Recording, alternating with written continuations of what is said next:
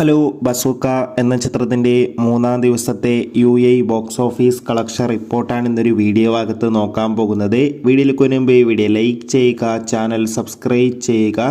ഈ വരുന്ന March April മാസം അങ്ങോട്ട് ധാരാളം ചിത്രങ്ങൾ OTT റിലീസ് ചെയ്യും. നമ്മുടെ ചാനൽ ഭാഗം പരിശോധിച്ചാൽ ആ വീഡിയോയ്ക്ക് നിങ്ങൾക്ക് കാണാൻ വേണ്ടി സാധിക്കുന്നതായിരിക്കും.